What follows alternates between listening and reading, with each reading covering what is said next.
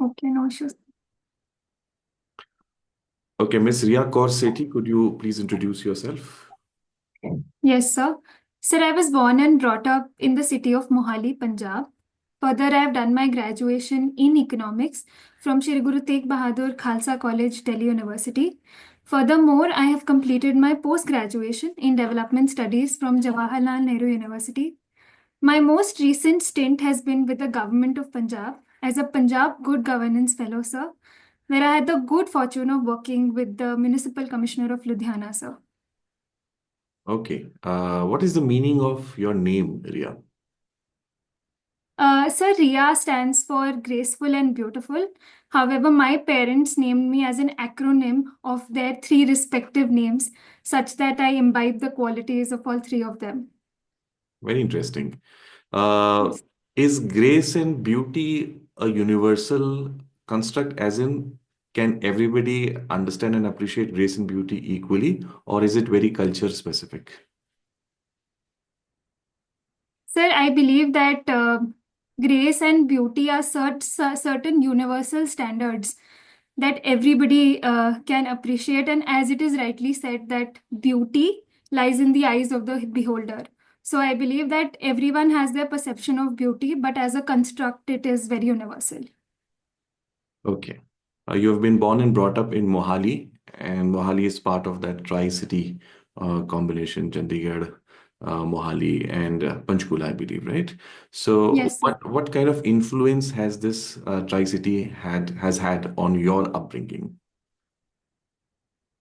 Uh, yes, sir. So the Tri-City reflects a certain continuity, even though each part of the Tri-City has its own rooted cultural identity, sir. So number two, because the Tri-City is lying in the foothills of the Shivaliks, it provides a respite to its residents. So after a hard day's work, you can always go for a lighter drive up the Himalayas, and that is one offering that the Tri City brings you. And so third is that Chandigarh represents a very planned and geometric version of a metropolitan and modern idea. However, Panchkula and Mohali are very rooted and bring a very cultural sensitivity to the whole Tri-City. So as together, what the Tri-City teaches me is balance and rootedness, which is also reflected in the fact that I come from a joint family, which also reflects the same values that the Tri-City stands for, sir. Okay, very beautiful answer. Nice. You have, studied commerce after your 10th. You had 10 on 10 score, and then after that, you went for commerce. Now, typically, the attitude generally, in India is that the more the student is academically doing well, he should go for science. Then, what prompted you to go for commerce? Sir, I believe here my mother was my inspiration. She handles the accounts department, and I found it very empowering for someone to be so good with numbers and give a new economic direction to a company. So having that orientation, I took commerce in classes 11th and 12th, sir. Okay, your father's home district is Kota, and your Yes, sir. mom's home district is Nagpur, and you've been brought up in the Yes, Tri-City. So, what do you yes, think sir. has their background, as in the states that they come from, has it played any role in your upbringing, and what kind of cultural values from these states have you imbibed, if at all? Yes, sir. Sir, definitely it has played a major role because I see entire India residing inside my house, and that has given me an all India outlook whenever I see any problem. Sir, if we talk about specific traits, then I would like to say that the people of Kota are very, very hardworking. So, what they lack in skills, they will make for in their labor and hardworking attitude, which is, I think, one of the skills that I have imbibed of a never say die attitude and just working at it till you achieve a solution to the problem. So even if it is a desert city, they have made sure that they have enough bounty in the form of using those resources.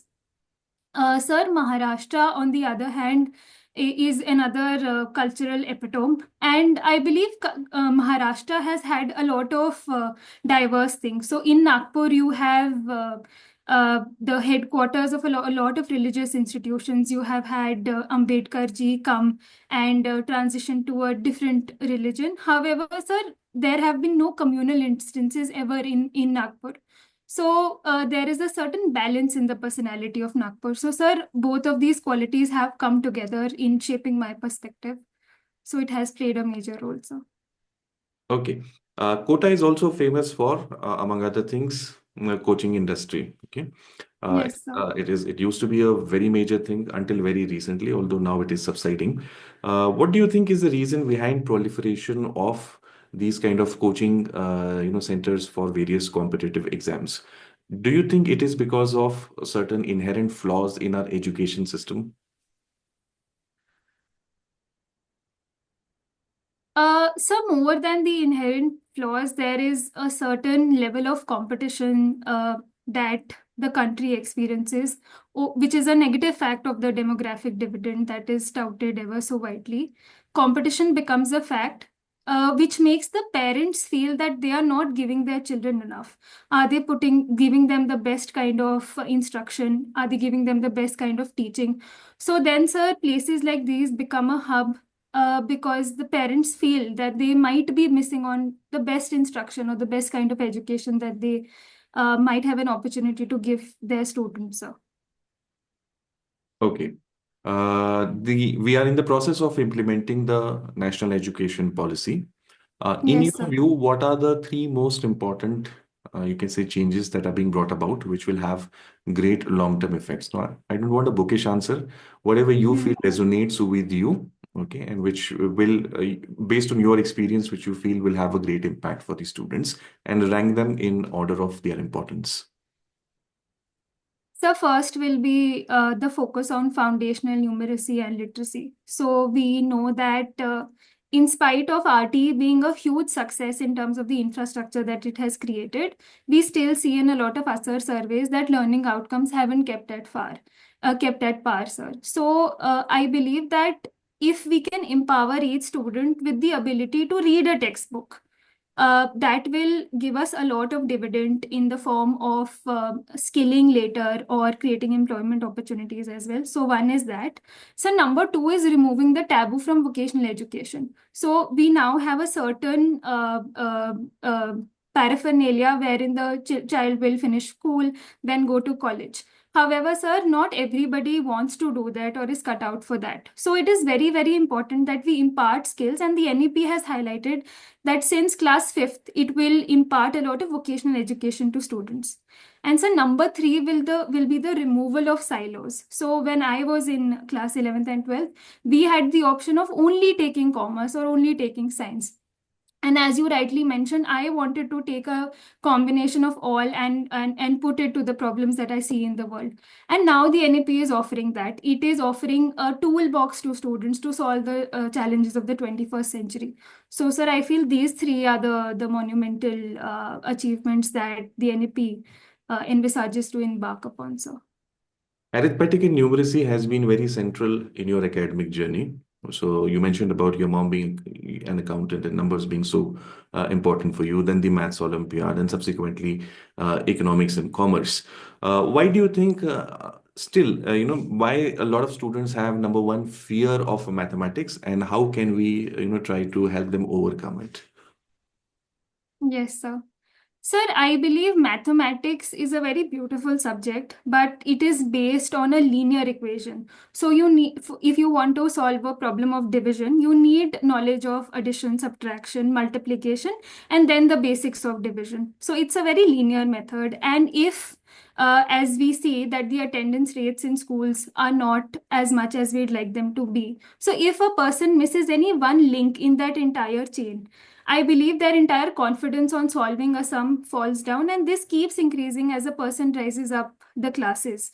So, sir, I believe this is one of the major facts why people are not very confident when it comes to mathematics as a subject.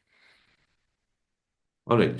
Is maths something that is discovered by human beings, as in it is a natural construct that is present, or Mm. it is something that is, created by human beings? Uh, Sir, I would like to quote the great mathematician Ramanujan sir here, who used to see mathematics in every equation of nature. So the famous Fibonacci series, where he saw that nature was presenting a certain numeracy effect, and he saw mathematics everywhere, in every leaf, in every tree. So for him, it was a discovery of the various equations that nature has presented us with. I think I will need to research and study more about this, sir. Okay, you've studied developmental economics. Can you explain what is the nudge theory and how it can be employed practically for socioeconomic development? Yes, sir. So the nudge theory stems from the behavioral economics aspect of economics that questions the very assumption of economics, that is, man is rational. So it focuses on the aspect that if we create certain situations or certain focus on the psychological aspects of policy metrics, then we will be able to create sustainable changes in human behavior. So an application of this policy can be, which was also mentioned in our economic survey, that we are facing an obesity pandemic now. So if we could only place the green leafy or the healthier alternatives of food at eye level on the shelves of grocery markets, then that will give a good nudge to people in order to pick up those from the grocery markets and also consume them. So, sir, I believe this is an example of the nudge theory. Okay, while you were working as a good governance fellow for Punjab, can Yes, sir. you give any specific example where you applied this concept while working over there? Or if not, you did not maybe have that those many powers, but at least you felt that it could be used over here. Yes, sir.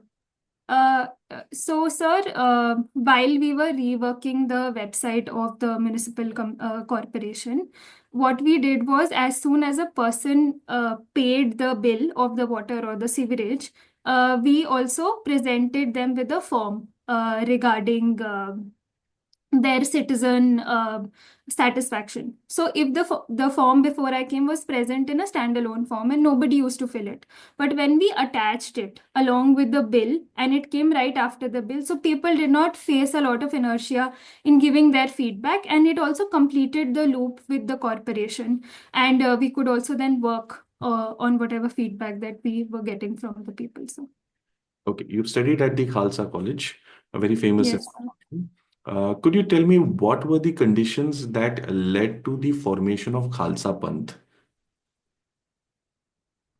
So the 10th Guru, Guru Gobind Singh Ji, formulated the Khalsa as a military sect out of the religion of Sikhism, because at that time the religion was facing a lot of onslaught from invaders, and to protect them. So not only to provide a spiritual solace to people, he also wanted to arm them to defend themselves militarily, and so he formulated the Khalsa Panth, which stood for purity, sir. Okay, and what are the unique characteristics of this Panth? Sir, I believe bravery, courage, the ability to sacrifice, and seeing everyone as an equal will be some of the standpoints of this month, sir. Okay, in Punjab, the SGPC, not just in Punjab, but wherever the Sikh community is there, the SGPC plays a very crucial role in the cultural life of the community. Okay, what kind of reforms do you think should be implemented to make it even more effective, if at all you feel there needs to be some reforms? Yes, sir, definitely. We need a lot of reforms in this body. First of all, it is not gender sensitive at all. So, the highest seat of the Sikhs, that is the Golden Temple, has kirtan practiced every evening. However, there is no female that has gotten the opportunity to perform this. So, I believe a penetration of females not only at the highest levels of policy making, but also at all levels of Sikhism, is something that Sikhism has, in essence, stood for. And second is its disconnect with the people. So it is not connected with the people. It is acting in an ivory tower of its own, and it is said to be a representative body, but it is facing a total disconnect. So if these two things could be plugged, I believe it will serve its functions more fruitfully. Okay, you studied sociology as your optional subject. How Yes. would you explain Marx's dialectical materialism to somebody who is completely unaware about sociology and its, terminologies in very simple layman terms? Uh, okay. So, sir, Marx's dialecticism uh, just explains how A influences B and B influences A. So for him, this is that he places the base of everything as the run for getting more food, or the ability to focus on our basic needs. And for him, this is what influences the entire historical evolution. So for him, this ability or this pact for survival will influence the historical evolution, and the historical evolution will, in essence, focus on our ability to fulfill our survival needs. So A influencing B and B influencing A. That is how I'll explain it. Okay. So do you think Marx gives overemphasis on the idea of human beings being rational and not being, subject to various different types of conditioning?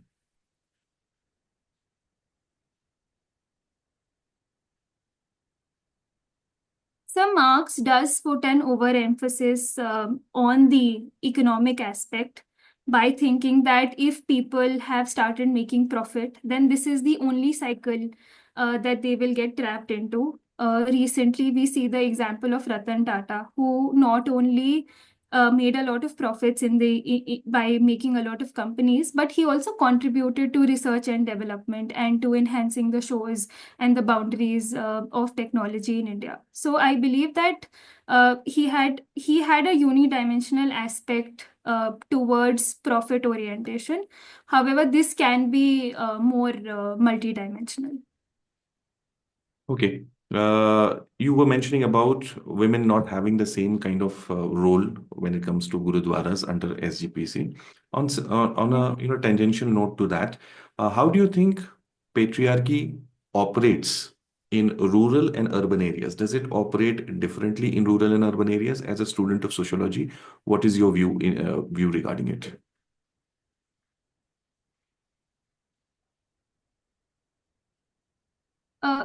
There are certain basic things that both rural and urban women share in terms of exploitation on and what they cannot get. But in the perspective of intersectionality, we see that rural women have more curbs on their mobility, and even if they get a chance to work outside, so we are seeing an increase in the rural female labor force participation rate, but that is not a function of their choice, but is rather a compulsion. So they also need to complete the entire housework, but because the male has migrated, they also need to take care of the agricultural farms. Not only this, this work is also unpaid. So they form the part of unpaid family labor. So I believe that there are certain things in common, but it is more severe for them because they haven't interacted or haven't had the opportunity to get significant exposure to education as much as we'd like them to. So that is a certain divergence. Okay, since you mentioned intersectionality, how do you think Dalit and tribal women can be brought more into the mainstream?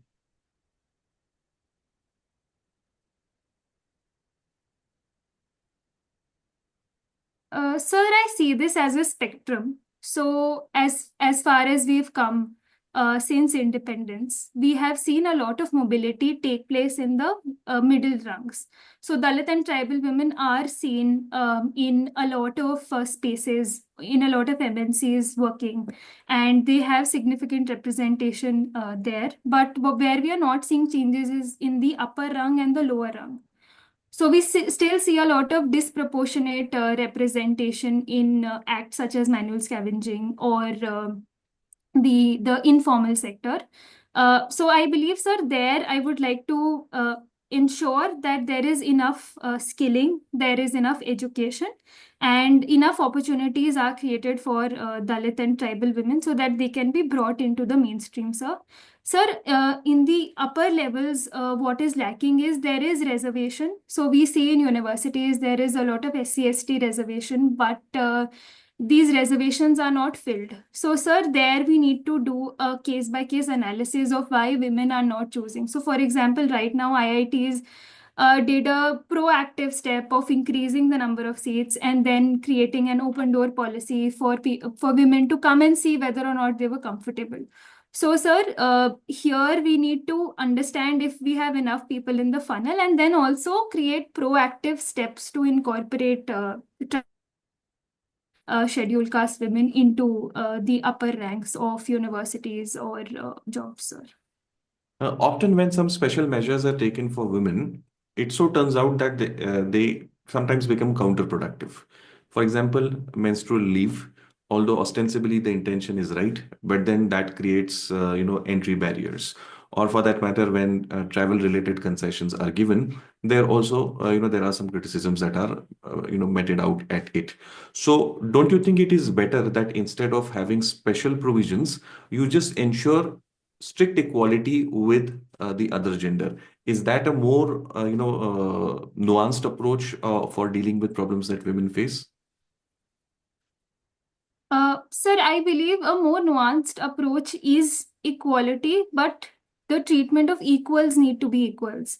So, as we stand today, women are not in the same position as men because they face the burden of double care work, and they also face the burden of mobility, and they also demand flexible work because they have other responsibilities that they need to cater to, provided all the biological compulsions that come with being a woman. So, sir, when that side is not equal to men, I do not believe that the way forward is equality in terms of laws. However, I also understand the kind of setbacks it puts on women in the labor force. So, sir, I believe a solution to this could be that we can gradually introduce these reforms and also create awareness right from the school level in both genders regarding the need for this differential treatment, so that both understand the relevance of this and we can create the same for men, and so that the future is equitable and not only equal, so. Given your academic background of developmental economics and then experience as a good governance fellow, why didn't you use that as a catapult into going for some policy analysis kind of work? And why do you want to again come back to civil services as such? So, because I believe that the civil services will give me an avenue to not only work on policy, but before working on policy, it will help me create a lot of ground level knowledge and understand the nuances of the field so that if given an opportunity in the future to work on policy, it can be informed very well, not just from the academic knowledge that I have derived from my master's, but also from my ground level experience. So. Okay, what do you think are the essential traits that a civil servant must have, and how have you demonstrated that in your life thus far? Uh, yes, sir. Sir, I believe the most important trait of a civil servant will be integrity and non-partisanship. So, so far, sir, I have had the opportunity to hold a lot of leadership positions that were bestowed upon me in my colleges, and I have always made sure that whatever team I select is done through a very non-partisan manner, only on the basis of merits, and whatever standard of procedures we operate on are objective and take into cognizance only the benefit of the organization. So one will be that, and second, sir, is the ability to not have any exit points. So basically, pushing the frontiers. So I believe the preparation only enables you to not put any artificial barriers on yourself. And if the work is not done, you keep pushing till you achieve that goal, which I believe is a very, very important trait of a civil servant, to persevere as long as your goal is not achieved, and to also have the patience in order to be able to sustain those long term changes, sir. Okay, you have been awarded different, merit certificates in Olympiads for creativity, for maths, so on and so forth. Don't you think the students are already overburdened with their school studies, and now they have this additional peer pressure, parent pressure, whatever you would like to call it, to perform well in these different Olympiads over and above their regular academic work? Yes, sir. That is one way that we can see it, and the shape and form that Olympiads are taking now do represent a certain trend of the kind. But, sir, when I was giving Olympiads and when I had the opportunity to indulge in these extracurriculars, sir, these were always an eye opener for me, because the Olympiads were built in such a way that they were not testing your rote learning or the things that you have memorized, that but they actually made you think. And there were very interesting science experiments that they would offer. And I also took part in a creativity olympiad, so they had made a very beautiful obstacle course, and they would test various parts of our personality. So, sir, I believe these olympiads were a part of looking inside and understanding myself in a better way, rather than putting any sort of burden. But they should continue in that stead, and they should continue in that spirit. Is creativity an end in itself, or is it a path for creating something else? Sir, I would say both.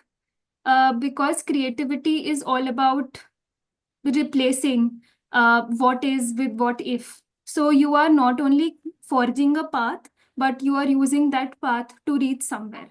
So for me, creativity would be both, sir, because the process is also enjoyable and it also helps you amplify your end goals. Okay, you were the head girl of your school and you've had held other leadership positions also. So, what is the mark of a great leader in your view?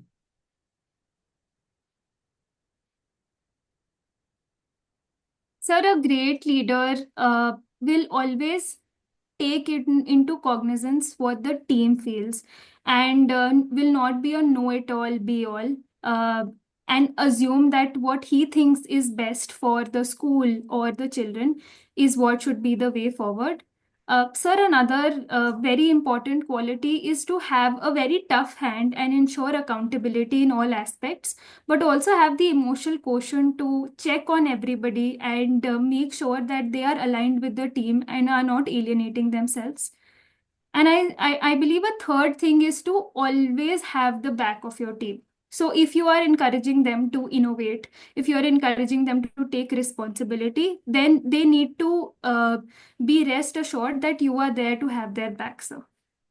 Okay, as a leader, you always come across somebody in the team who is not a team player, but he's an exceptional performer. So he's an asset in that sense. But then, as you said, that he's not aligned, he or she is not aligned to the team as such. So, as a Yes. leader, how do you think such a team member can be dealt with?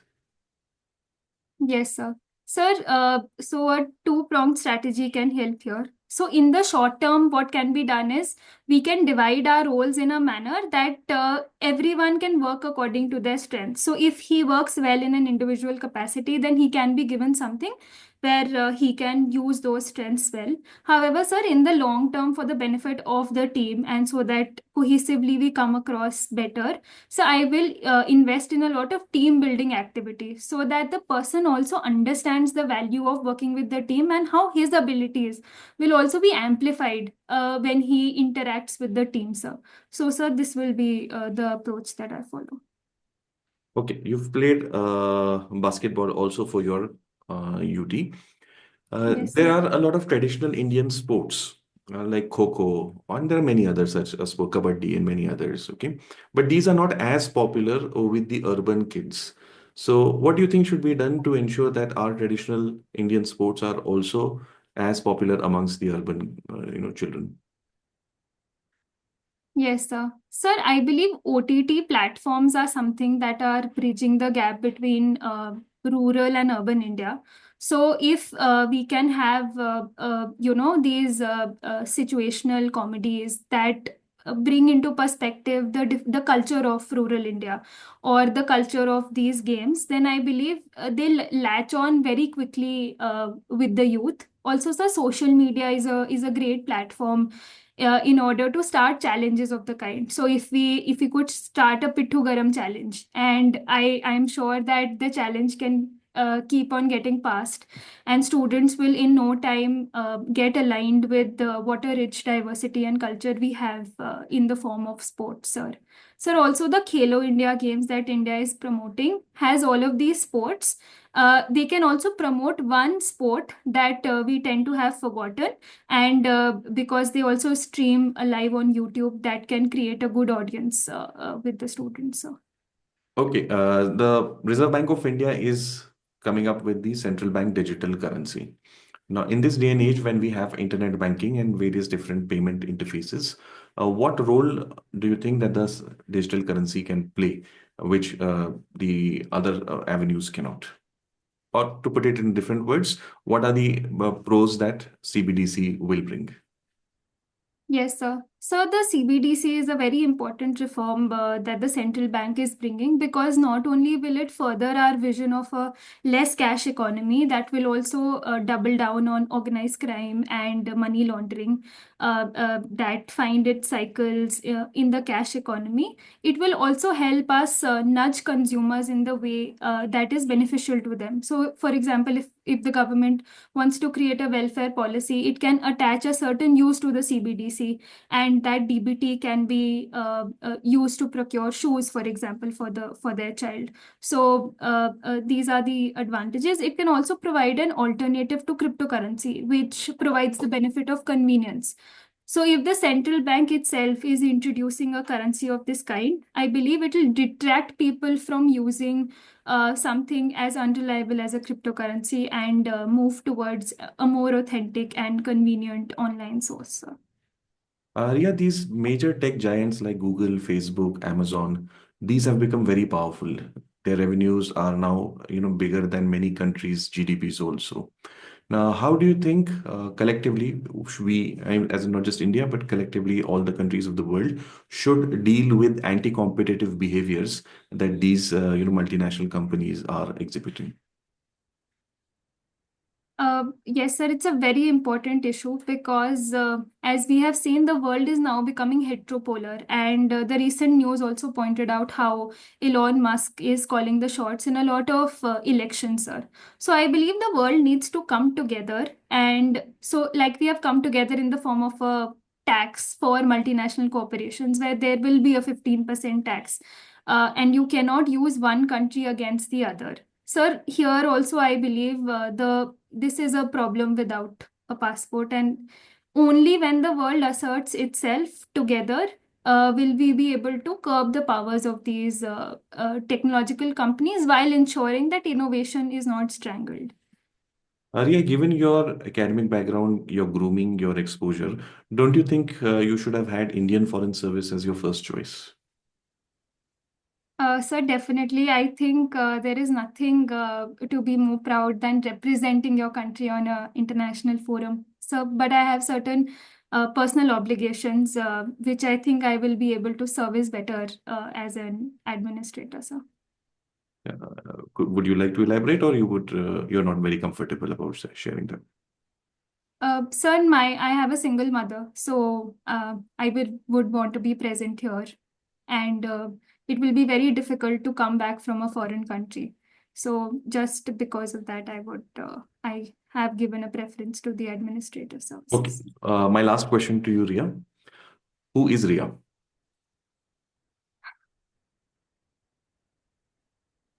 Sir, Ria is somebody that is cognizant of the fact that India has very less time We are at our demographic dividend, and we need to put in whatever we have. Every citizen of India needs to put in whatever they have to achieve a certain growth rate for the country, so that the basic problems like poverty, illiteracy that still plague the country can be solved. And I believe this is the golden period. And Ria is somebody that would like to unleash that, sir, and create a catapult effect so that everyone around also just gets hands down into this process. So, Okay. Thank you, Ria. Your interview is over. thank you so much, sir.